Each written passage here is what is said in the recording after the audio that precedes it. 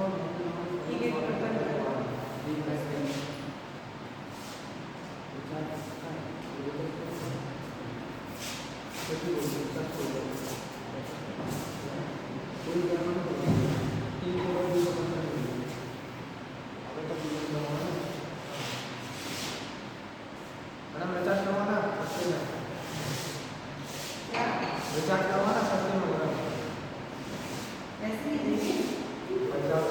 आपने बोला था ना चार्ज करवा लेते हैं, तभी बोला ना तो लेकिन क्या डिस्काउंट है तो आप करो, हम डिस्काउंट पाने के लिए तैयार है, करो ना 300 का 270 में मिला तो ठीक है ना, तो कर दो ना, क्यों नहीं क्यों कैसे तुम रिचार्ज कर रहे हो, तुम डिस्काउंट दे रहे हो, फ्री में तो ऑलरेडी क्या फायदा पैसे रिचार्ज करने से हमें देना पड़ेगा, गलती हो रही है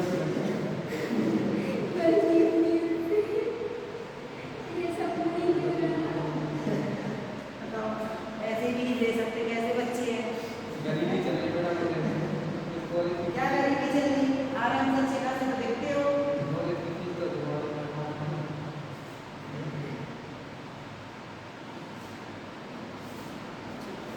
चलो पहले तो ये पढ़ लो। आधुनिकीकरण क्या है Sumit, can you explain? Yes, पिछले चैप्टर में हमने क्या पढ़ाया था, आपका इंडस्ट्रीज पढ़ा दी थी, उसके बाद आपका वेस्टर्नाइजेशन आया, अब आएगा आधुनिकीकरण,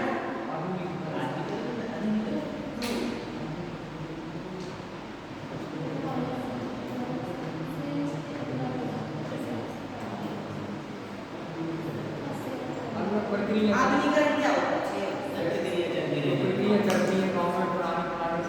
गलत, वो आधुनिकीकरण कैसे होगा?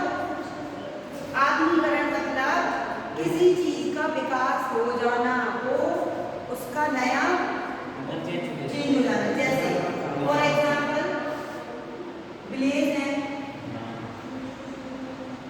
ठीक है, जब हम अगर उससे पहले चलेंगे तो यहाँ पे क्या चलती थी, यूनिटी चलती थी, इसे इकाई बोलते हैं, ठीक है, पहले छोटी छोटी सी इकाइयाँ होती थी राजा महाराजा के, अब वो गाँव में चेंज हो गए, अब धीरे धीरे वो क्या बनेंगे टाउन, और टाउन हमारी क्या बन जाएंगे सिटी, कई गांव अब किसमें चेंज हो रहे हैं, शहरों में, वो होता है हमारा आधुनिकीकरण, समझ में आया? जो तुम कह रहे हो तो हम उसको विकास की तरफ ले जा रहे हैं, जैसे कुएं खुदवाना है, ये तो विकास कर रहा है, पर आधुनिकीकरण क्या है, गांव का शहर में परिवर्तन हो जाना, लोगों का रहन सहन परिवर्तन हो जाना, वो हमारा आधुनिकीकरण में आएगा, आया समझ में नहीं? जैसे औद्योगिकरण की अब जैसे इंडस्ट्रीज आई थी हमारी, औद्योगिकरण हुआ, औद्योगिकरण में हमने क्या सीखा था, इंडस्ट्रीज का विकास हुआ, यानी हमने कच्चा माल को उत्पादन के रूप में बदलना शुरू किया, मशीनों के द्वारा उद्योग बनाए हमने, ठीक है, अब जब औद्योगिकरण आया तो उद्योगों का विकास हो गया था ना, बड़े बड़े उद्योगों फैक्ट्रियों का विकास हुआ, अब इनकी बात क्या हुआ, यूरोप थे, यूरोप लोग आए थे, इटली जर्मनी आपने पढ़ा हुआ, तो इनमें सामंतवाद का पता हो गया, यानी अब कंपनियां बड़े बड़े लोगों में चली गई, पहले एक पूंजीपति होता था जो अपना खुद का काम करता था, फिर लोगों का जमींदार होते थे, ये सब बन गया। सामंतवाद हमने आपको उसमें बताया था, कोई चैप्टर में समझाया था हमने इससे पहले, जो हमने आपको कार्ल मार्क्स का समझाया था ना, उसमें हमने नहीं बताया था कि जो हम जैसे कार्ल मार्क्स में उन्होंने बताया था कि लोगों का कैसे शोषण हो रहा था, उसमें क्या होता था, एक सामंतवाद दौर हुआ था जिसमें एक बड़ा जो मतलब जो जिसके पास जमीन है आगे, तो वो उसके हस्तक्षेप में जमींदार भी होते थे, फिर और उससे जमींदार के अंदर में जो गरीब मजदूर आ गए, किसान आ गए, तो वो बड़े पैमाने पर अपना उद्योग करता था, अब सामंतवाद का खत्म हो गया, तो अब इसमें पूंजीवाद का होगा, सामंतवाद में जिसमें आपकी पूंजीवाद का मतलब क्या होता है, तो दोनों अंतर है, सामंतवाद और पूंजीवाद, सामंत और पूंजी, एक और सुनो, सामंतवाद पूंजीवाद, ये दोनों ही डिफरेंट है, इसमें क्या होता था, एक बड़ा मालिक है, उसके अंडर में सब काम करता है, इसमें हम खुद की पूंजी लगाएंगे, खुद का स्वयं का बिजनेस करेंगे, ठीक है, यहाँ पर क्या होगा, हमें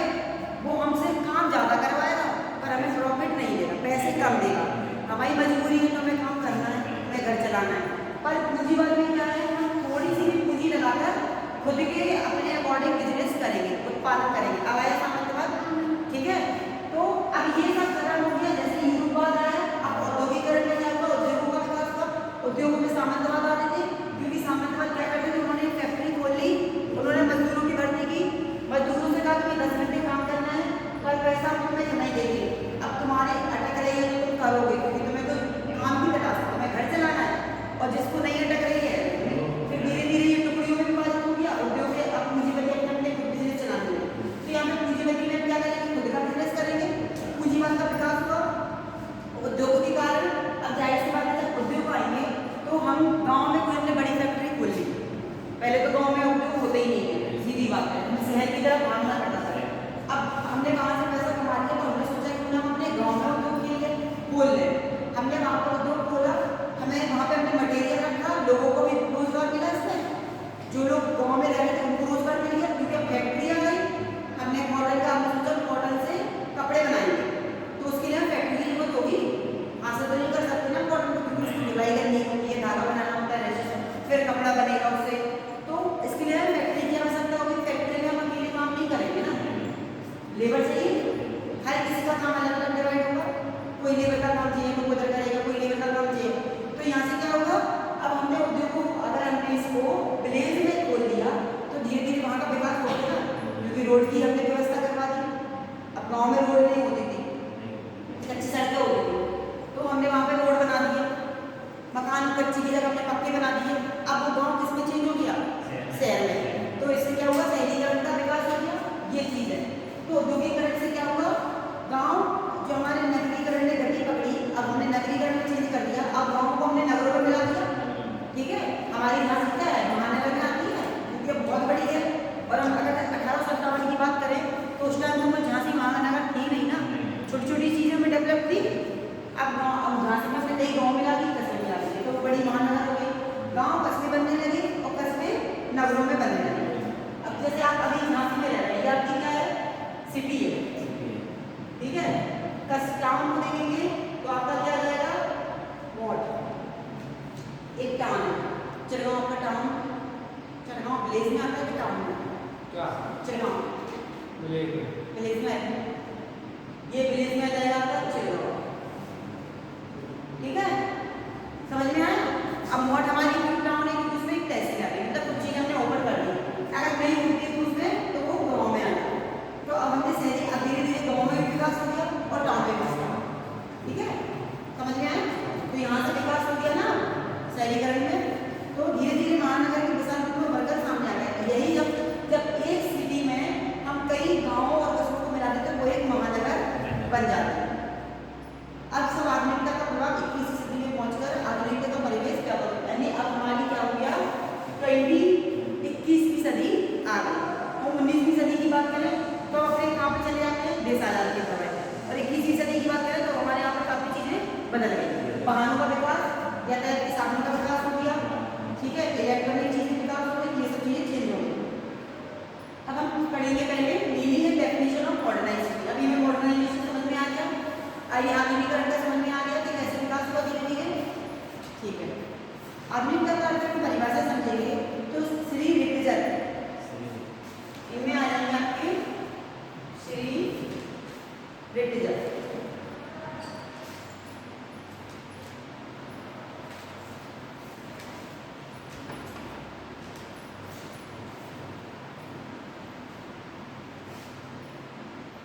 इनका कहना क्या है, आधुनिकता पर ऐसा बैकग्राउंड घोड़ा है जो किसी भी तरह नियंत्रण में नहीं रखना पड़ेगा, चाहे सर पर दौड़कर हवा से बातें करे, चाहे तो किसी अंधेरे कुएं में धकेल सकता है। इस बात को समझो, उन्होंने कम शब्दों में अपनी बात कही है। मतलब आधुनिकरण ऐसी चीज़ है जो बहुत ही स्पीड में बढ़ती है, बहुत जल्दी विकास करती है, पहले धीरे धीरे करेगी। अब आधुनिकरण में कितनी ऊंचाई में पहुँच गया, कितनी चीज़ें चेंज हो गई है। काम फोन चलाना नहीं जानते थे, फोनों की गति पकड़ गई, हमें टीवियों का पता नहीं था, अब टीवियाँ अलग चेंज हो गई। ये सब मॉडर्नाइजेशन में होगा। हम लोग कहते हैं अगर कोई गांव का व्यक्ति शहर में चला जाए और वहाँ से वो चेंज हो के आएगा तो क्या कहेंगे, बड़े मॉडर्न बन रहे हो तुम, अपने आप को ये मत समझो कि तुम बहुत हीरो हो, ठीक है, वो तो तुम गाँव की या तुलना करते हैं क्योंकि उसने अपने पहनावे में चेंज कर दिया, बातों को उसने अपनी बॉडी लैंग्वेज चेंज कर दी। और अगर वही आदमी गाँव में जाएगा तो क्या कहेंगे, अरे ये तो गाँव का कुछ नहीं आता, ये तो अभी कुछ नहीं जानता। तो वो धीरे धीरे लोगों को देख के अपने आप को चेंज करेगा और फिर जाने को उसको शहर में अपनी इंग्लिश दो चार इंग्लिश के बड़े बोलेगा, अपने आप को बहुत बड़ा ये समझेगा कि हम तो बहुत बड़े पढ़े लिखे हो गए। तो ये अपन जब अपने गाँव वाले उससे बोलेंगे या तो हीरो मत बनो, ठीक है, तुम वो तो यही के, हमें भी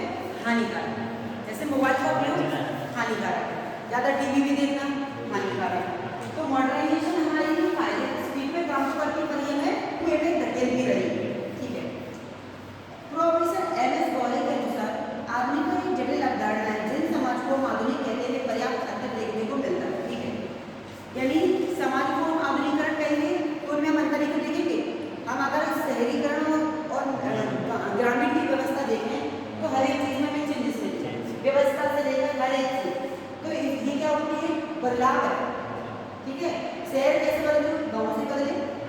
लोगों ने पक्के मकान बना दिए, वो शहर में हो गए, रोडें बना दी तो शहर में आ गई, इलेक्ट्रिक चीज़ों का यूज कर लिया। अगर हम ये सबको हटा दें, कच्ची सड़क कर दे तो हम क्या देंगे? गाँव में ये होता है ना, गाँव में कच्ची सड़कें बनना, कच्चे मकान होना, परिवहन चीज होना, बस ठीक है। अब हम पढ़ेंगे आधुनिकरण के लक्षण यानी सिम्पटम ऑफ मॉडर्नाइजेशन। क्या क्या इसके लक्षण है? डेफिनेशन समझ में आ गई?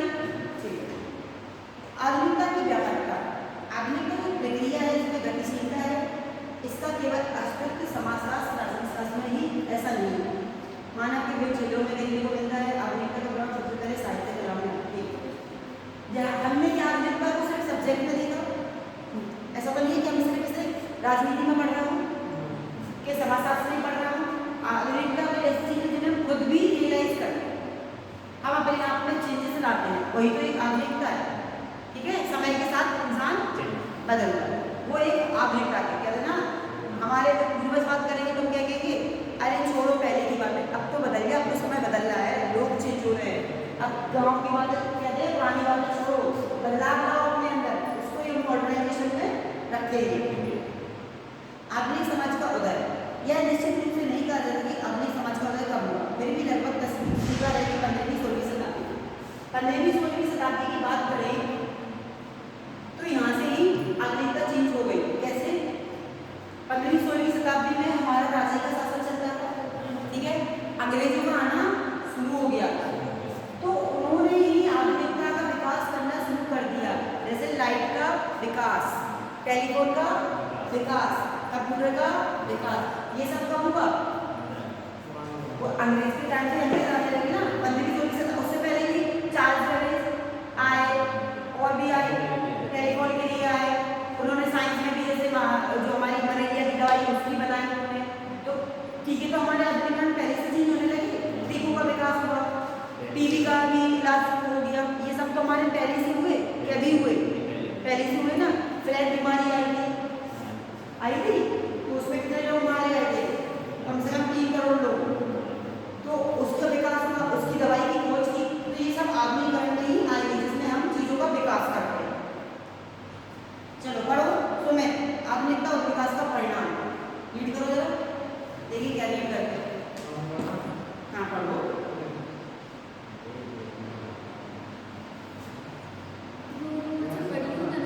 सुनाई दीजिए हमें, हेडिंग पढ़ो, आधुनिकता और विकास का परिणाम।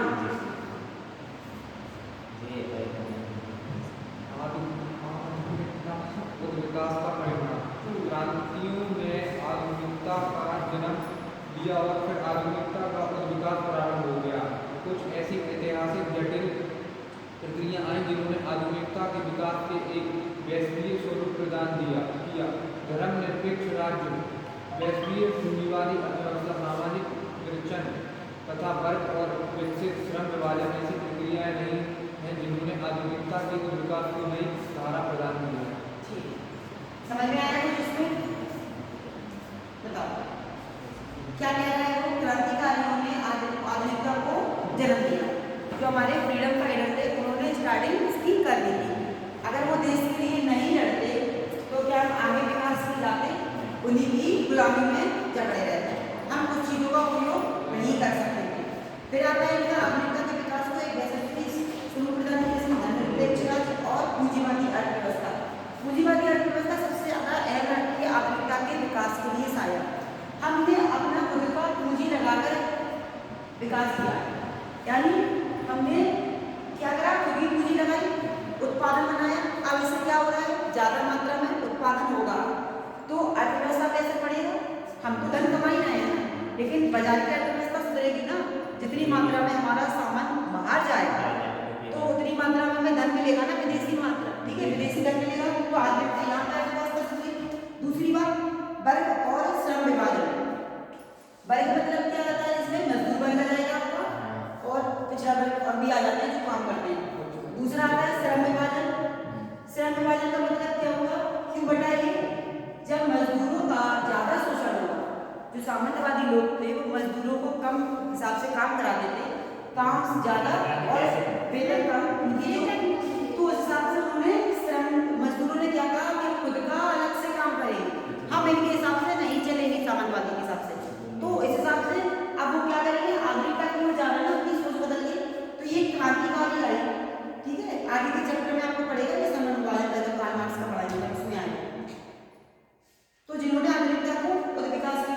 दे रहे हैं, यानी कि अब विकास यहाँ से शुरू हो गया। चलो अब बढ़ो आगे, राष्ट्रीय अंतर्राष्ट्रीय प्रक्रिया प्रेजेंट। राष्ट्रीय अंतर्राष्ट्रीय प्रक्रिया के कारण आधुनिकता का विकास। पश्चिमी देशों तथा अमेरिका में आधुनिकता विकास राष्ट्रीय तथा अंतर्राष्ट्रीय अंतर्क्रियाओं के कारण हुआ। इन देशों को दूसरे देशों के साथ आर्थिक और सांस्कृतिक संबंध हुए और इस तरह से आधुनिकता समाज की उपस्थिति सारी दुनिया में हो गई। कुछ इस पलों को दुनिया के किसी भी कोने से संपर्क किया जा सकता है। कुछ ही घंटों में, कुछ ऐसे ही घंटों में विदेशी पहुंचा सकता है। हमारा भारत कैसा देश है? विकसित है कि विकासशील? विकसित। विकसित है ना, क्योंकि अभी बहुत सी चीजें यहाँ पे विकसित चल रही हैं, विकास के ऊपर नहीं पहुंचा है। और जैसे अगर हम विदेशी देशों माने अमेरिका जापान ये सब विकासशील है, क्योंकि ये हमसे बहुत ही ज्यादा आगे है। क्यों? क्योंकि वो टेक्नोलॉजी का यूज करते हैं, हमेशा ही टेक्नोलॉजी। पता चला आपने जैसे जो चीज वहाँ पहले हो जाती है हमारे यहाँ पे काफी सालों बाद आती है। जैसे वहाँ पे रोबोट का यूज है, हर काम रोबोट करता है, खेती का काम एक आदमी 10 आदमियों के बराबर है रोबोट, ठीक है। और यहाँ पे हमें 10 लेबर बोलते हैं, उसमें वो काम धीरे धीरे करेंगे, सोएंगे खाएंगे तो हो गया काम। मूवी बनेगी विदेश में उसके बाद कौन सी? जैसे कोई मूवी बनेगी तो उसी में देख के बना देंगे। हाँ, तो मतलब उनका पहले से काम हो जाता है, चलो हम यहाँ तो बाद में होता है। तो अब क्या हुआ, लेकिन धीरे धीरे वहाँ की चीजें सीख के हमारे इंडिया में भी आएंगे। अब हम 1 सेकंड में अपना काम कर सकते हैं ईमेल के द्वारा, इंटरनेट के द्वारा। इंटरनेट एक ऐसी प्रक्रिया है जिसमें हम कुछ ही पलों में ही सारी जानकारी दे सकते हैं और अपनी जानकारी दे सकते हैं।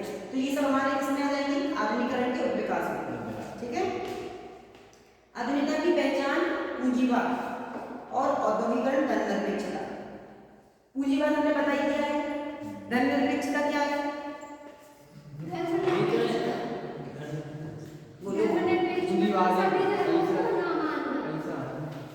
सभी धर्मों को ना मानना कि सभी धर्मों को मानना?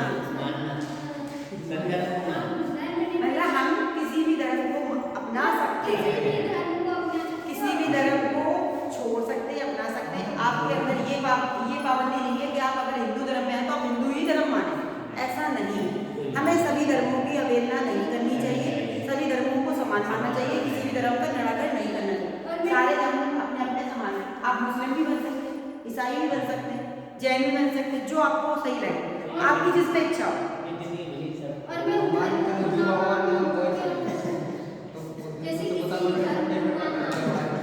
उसमें अलग मानना है, वो तो अलग जो मोबाइल आधुनिकता की पहचान हम किससे करेंगे? एक तो पूंजीवाद से हो गया, दूसरी बात औद्योगिकरण आ जाएगा क्योंकि इंडस्ट्रीज आई तभी चेंजेस हुआ, और तीसरी बात धन निरपेक्षता। धन निरपेक्षता में हम एक दूसरे से मिलजुल कर रहेंगे, ठीक है। आपने देखा होगा अगर हम पाकिस्तान साइड जाएं तो वहाँ पे धन निरपेक्षता नहीं है, क्योंकि आप वहाँ हिंदू बन के तो रह ही नहीं सकते, वहाँ पे तो आपको वही रहना। और अपने ज्यादा आने का नहीं से गर्दन करो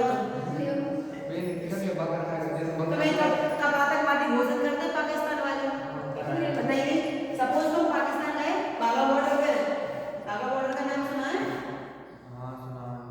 बाघा बॉर्डर में वो एक अपनी सरकार में तो पैरट वहाँ पर बाघा बॉर्डर, ये बाघा बॉर्डर है मान लो। यहाँ पर एक जो है इंडिया गेट, ठीक है, और यहाँ पर हो जाएगा पाकिस्तान का गेट। तो यहाँ से 30 किलोमीटर दूर लाहौर पड़ जाता है बाघा बॉर्डर से, ठीक है। ये पाकिस्तान अभिनंदन गिरा था बहुत मार होगी थी, लेकिन अब 15 अगस्त पर यहाँ पे ध्वजारोहण होता है, अपने दोनों सैनिक यहाँ पर एक ही गेट पर, गेट खुलता है 15 अगस्त, ठीक है। तो झंडा फहराएंगे, वो अपनी तैनात पुलिस आएगी, वो उनकी तैनात पुलिस आएगी, अपने अपने झंडे का स्वागत करेंगे। ऐसा नहीं कि बस बोल दिया चलेगी, बहुत ही सिस्टमेटिक तरीके से सलीके से काम होता है वहाँ पे, इतनी सी भी गलती नहीं हो सकती है सैनिकों की। तो यहाँ पर बाई चांस गेट बंद होने के, ये गेट खुलता है, यहाँ पर इंडिया के लोग बैठेंगे, यहाँ पे पाकिस्तान के लोग बैठेंगे, यहाँ पे बैठने की भी जगह है, सब व्यवस्था है। दो गेट से तुम इधर चले ही गए, गेट बंद हो गया, फिर तुम्हें इधर नहीं बैठा, उन्हें पता ही नहीं चलेगा। ऐसे कैसे पता नहीं चलेगा? आईडी प्रूफ कौन चेक करेगा? क्योंकि हमेशा यहाँ क्या रहता है कि यहाँ पे ये वाले टेररिस्ट ना है, यहाँ पे ये टेररिस्ट ना, ठीक है। काफी वो मात्रा में सैनिक खड़े रहते हैं, तैनात रहते हैं। बाई चांस भूल चूक से तुम चले ही गए तो यहाँ इंडिया वाले को नहीं छोड़ेंगे नहीं, निपटा ही देंगे। अगर तो ये कार्रवाई हुई उधर तो मैं फटा वो तुम्हारे सारे कागज चेक करेंगे। सपोज तुम्हारा आईडी प्रूफ गुम हो गया, अब क्या करोगे? तो वो तुम्हें इंडिया का आतंकवादी मानेंगे, सोचेंगे तुम यहाँ से आए हो, दूध बन के आए हो, हमारे यहाँ की इन्फॉर्मेशन लेना चाहते हो। काफी तुम्हें मारपीट करेंगे, भैया सहने वाले तो सहन कर लोगे, नहीं तो तुम मारपीट में ही मर जाओगे। ये तो कार्रवाई होगा। तो वो पाकिस्तान वाले बहुत ही ज्यादा डेंजर है एक तरीके से। मान लो बाई चांस कोई व्यक्ति चला भी रहा है तो उससे ये कहेंगे तुम मुसलमान हो, ठीक है, नहीं लग रहा है गर्दन काट दी, उड़ा दिया, और पूरी तरीके से मानते हैं। उनका तो बहन नहीं, उनके अंदर तो दिल्ली नहीं है, एक तरीके से मान लो आतंकवादी में तो वैसे दिल्ली ही होता है। एक आपने सुना होगा कि लफ्ज़ियात क्या चलता है, ये काफी सोशल मीडिया पे पढ़ा था। इसमें क्या होता है, जो पाकिस्तानी लोग होते हैं वो जबरन हिंदू लोगों को, महिलाओं को मतलब धोखे से शादी करेंगे, ये लग गया के चक्कर में टुकड़ा तो जबरदस्ती शादी कर लेंगे। उनसे तो पहले ऐसे फॉर्मेलिटी करेंगे कि वो बहुत अच्छी है, आप पैदा गए, आपने कर ली, अब ले जाएंगे अपने देश, अब कहेंगे बनो मुसलमान, और कभी भी आर्गुमेंट किया तो 2-4 खींच के हाथ में जला दिया जाएगा। अब ये होता है, इसलिए सोशल मीडिया में ट्रस्ट नहीं करना चाहिए। अभी एक लड़की के 35 टुकड़े हुए थे, ट्रेन में रख दिए थे। पहले हुआ अरे था वो दिल्ली में भी कर देते हैं, देखा नहीं था एक लड़के ने कितना मारा था उसको। 2 कांड हुआ। दिल्ली में सबसे ज्यादा कांड होते हैं, क्योंकि दिल्ली पहले से फेमस रही है। राजा महाराजा भी दिल्ली के लिए लड़े, इंसान भी दिल्ली में ही लड़ते हैं। अब ये तो बात है, कभी भी लड़कियों को जागरूक करते हैं, इसलिए तो हर चीज के लिए जागरूक किया जाने के लोगों पर विश्वास मत करो, इंटरनेट की दुनिया में मत हो। आप सोशल मीडिया से ठीक है बात कर रहे हैं, आपकी जिंदगी आप कुछ कर सकते हैं, लेकिन हमेशा अपने सुन करना, किसी की बातों में मत आओ, कोई बुला रहा है तो मत जाओ, ये सब चीजें क्यों सिखाई जाती है? इसलिए बाद में आपकी जान चली जाती है। अब बेचारे पेरेंट्स ने आपको कैसे पढ़ाया लिखाया बड़ा किया, और एक दूसरे व्यक्ति ने आपके 10 कपड़े कर दिए, तो उन माँ बाप से पूछो जिन्होंने आपको पैदा किया, उनमें क्या करने वाले करते हैं, जिनके अंदर कोई अंदर दिल नहीं है तो वो तो करेंगे ना, उनका तो मेन मकसद है कि इंडिया को बर्बाद करना। वो तो मैंने जब पता चला मेरे बात है, वो कोई भी तरीका अपनाएंगे। जब पता चलता मेरे घर टुकड़ा, ठीक है, देखा नहीं है कई लोग एक दहेज के चक्कर में कल मार दिया था, कितना घसीटा था उसको घर में ही, खूब ब्लैक ब्लैक, मतलब कल शादी हुई दहेज के चक्कर में उसको उसके हस्बैंड ने अपने इंडिया की कहानी रहती है। इसलिए रहती है क्योंकि लोग पढ़े लिखे तो हैं लेकिन लालची आते हैं, ठीक है, उनका मेन मकसद है दहेज में पैसा चाहिए, और यहाँ पे सजा भी बहुत देर में मिलती है और सजा देने लगती है, सुनवाई कम होती है, भ्रष्टाचार है। आप चीन चले जाओ, जापान चले जाओ, वहाँ जो व्यक्ति ने जो भी काम गलत किए उसको तो सजा में सीधी मौत ही है। एक हफ्ते में एक ही सेकंड नहीं लगता उनको सजा दिया, तो उनको बख्शते ही नहीं है पहले। यहाँ तो महीनों सालों तक केस चलेगा, पैसे दे देते हैं क्योंकि रिश्वत पूरी जा रहा है, भ्रष्टाचार जा रहा है, इसलिए वहाँ की पुलिस देखो कोलकाता में कांड हुआ था, कुछ उसमें होता ही सबसे नहीं बड़ा है। होता ममता बनर्जी का, ममता बनर्जी को इस्तीफा देना पड़ा, जनता कुछ होता नहीं है ना, क्योंकि सब यहाँ करप्शन है ना। जैसे अब ये एक वो है, मान लो एक गठन है, यहाँ सब नेता जुड़े, बड़ी हमारे यहाँ पे क्या गई संसद आ गई, ठीक है, यहाँ पे हमारा संसद आ गया, अब यहाँ से हमारे संसद से मिलकर कौन बना? विधानसभा, वो राज्यसभा, लोकसभा, ठीक है। अब इनमें ही ट्रांसफर हो गए, नेता ट्रांसफर हो गए। मोदी ने तो चलो पैसे दे दिए, उन्होंने कहा हमने इतना बजट दिया है कि बजट की अर्थव्यवस्था सही होनी चाहिए, अपना पेश कर देते बजट उन्होंने तो बजट दे दिया 400 करोड़ का, पारित कर दिया। अब यहाँ पर फोन लगा कि इतना बजट आया, लेकिन यहाँ पे स्कीम नहीं लग गई। अब जो मोदी के अंडर में काम करेगा मंत्री उसने कह दिया 300 का बजट आया है, 300 करोड़ का, 100 करोड़ इनमें खाली है, ठीक है। अब वो यहाँ पास करेगा क्योंकि छोटे छोटे नेता के मंत्री बड़े हैं, वो कहेगा 250 करोड़ का बजट आया था, यहाँ 50 सीखा गया, फिर उसके बाद फिर जाएगी स्कीम कि स्कूल खोलने के लिए 200 करोड़ का बजट आया है, जब तक विद्यालय खोल रहा है तब तक बच रहे 50 करोड़। अब कहाँ 400 करोड़ से 10 करोड़ 20 करोड़ 50 करोड़ की बात है। अब 50 करोड़ में हमें पूरे भारत में विद्यालय खोलना है, लेबर को देना है और सामग्री भी मंगानी है, तो कैसे हो विद्यालय कम करो। मैं तो ये रोड ही देख के कहता चौराहे ऊपर बजट आओ के पीछे क्योंकि यहाँ पर ही करप्शन फैल गया ना, उन्होंने कहा 50 करोड़ तो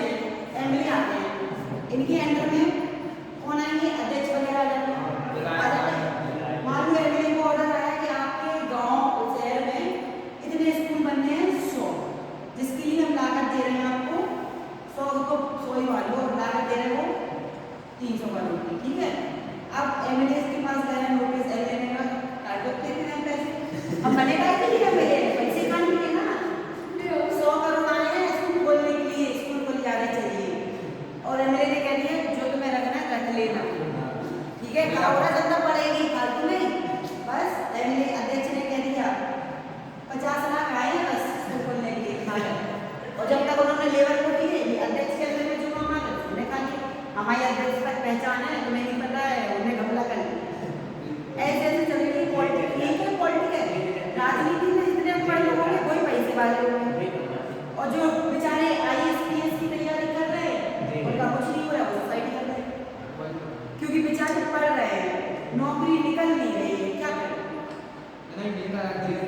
और यहाँ पे सही है, ऐसा अच्छा पढ़ो मत, राजनीति में घुसो, कमाओ पैसे। हम तो कह रहे गाँव ही की बात कर लो, जो सरपंच होते हैं, सरपंच के पास पैसा आया, नोटिस में आया कि गाँव में बिजली की पूर्ति करनी है, तुम्हें नल की पूर्ति करनी है, सरकार तुम्हें 1 करोड़ या 50 लाख का पैकेज दे रही है। अब वो कहेगा हम सरपंच बन गए, हमारे पास पैसा आया 50 लाख में तो वो 10 लाख दे देगा काम के लिए, 40 लाख रख लिए। देखना 2 महीने में सरपंच की कितनी कोठी खड़ी हो जाती है, गाड़ी में घूमेंगे बढ़िया कर दिया, हम सरपंच हैं, पैसा तो तुम जनता ही का खा रहे हो ना। जो तुमने पैसा लगाओ गाँव के समाज में होगा तो पता नहीं। गाँव में अंदर एक सड़क बनाने के लिए मुश्किल से 50 लाख खर्च हुआ, मुश्किल से कहाँ इनके पास 50 लाख का पैकेज आया और उन्होंने दे दिए 1 लाख बस, बोलेंगे लेबर को बैठे उसमें सामग्री आनी है। अब सामग्री आनी है तो क्या करेंगे, खराब माल लेंगे ना, क्योंकि उन्हें तो पैसों में काम चलाना है। अरे तो मटेरियल खराब डाल दो, लेबर को 100 रुपए दो बस। जो मनरेगा स्कीम चलती है, मनरेगा, ठीक है, महात्मा गांधी की पर लिख लीजिए। तो यहाँ पे क्या होता है, सरकार पैसा देती है, मनरेगा में लोग काम करेंगे रोड पर, सरकार पैसा देगी। सरकार ने तो कह दिया कि लोगों को 1000 देनी है मजदूरी की 1 दिन की, लेकिन जो ठेकेदार होता है वो क्या करेगा, 700 खुद रखेगा, 300 में काम करना है। अब बेचारे ना बैठ सकते, काम कर लेना, बेचारे दिन रात 300 ही ले लाए, ठेकेदार ने 700 ले लिए, 10 मजदूर करे इन्होंने मान लो, और 700 में गुणा कर दो, कितने हो गए, 7,000 हो ही जाएंगे। अब सोचो जी 7,000 कमा लेंगे, 50 मजदूर के हिसाब से कितने साल हो जाएंगे। अब तो ऐसा है नहीं है कभी 500% है 30, 450 में तो जात दुनिया में एग्जाम्पल है। तो घुसखोरी कहाँ चलती है, यही तो करेक्शन है। करेक्शन यहाँ फैलेगा, वहाँ इंडिया कैसे विकास करेगा। नेता लोगों के सबसे ज्यादा लड़के बर्बाद होते हैं, पढ़ाई लिखाई करनी नहीं है, हमारे पापा नेता हैं, पैसा पास कर देना, टीचर हम लोग डुबा देंगे ना, तुमने मुझे यही होता है ना। अब बच्चा पढ़ा नहीं है, स्कूल की रूल्स नहीं जानता, उसको पता ही नहीं है दिमाग क्या है, गया आप इलीगल काम में घुस गया ना, दारू पिएगा, सिगरेट पिएगा, ज़्यादा तुमने किया तो तुम्हें गली में एक्सीडेंट हुआ, ये चलो जैसे जैसे किसी ने केस कर भी दिया नेता के लड़के, वहाँ फोन आ गया, हमारे लड़के को छोड़ देना, तुम्हारी सीट निकलवा देंगे और इसको डर नेता से तो भैया मैं सीट क्यों, सीधी बात है। अब नेता यहाँ से क्यों तभी ताकतवर बन गया, डर है यहाँ पे सीट का, नहीं तो वहाँ पे और बड़े वाले के पास पहुँचा देगा। तो इसलिए तो यहाँ पे गरीब पर काफी ज्यादा दबा रहेगा, क्योंकि उसका अब उसे वो पैसे कहाँ से लगा, अगर उसको वकील को भी देने पैसे तो उसको पैसे देने की वकील फ्री में काम नहीं करेगा, उसने पढ़ाई करी है। यहाँ पे करेक्शन है,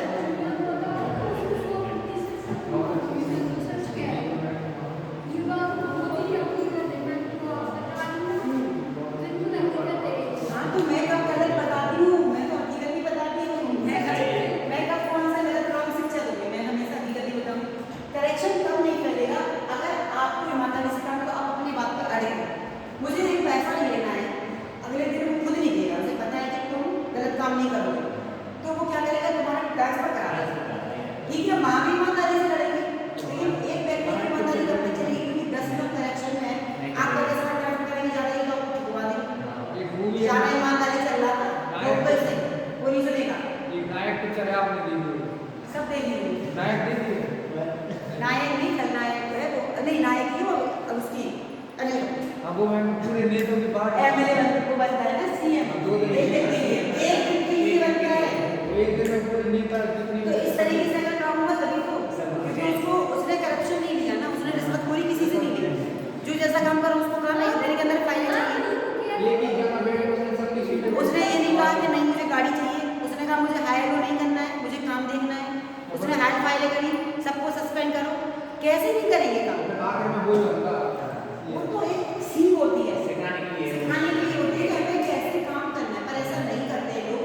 आपने अगर मूवी देखी होगी, एक मूवी आई थी मैडम की तरह,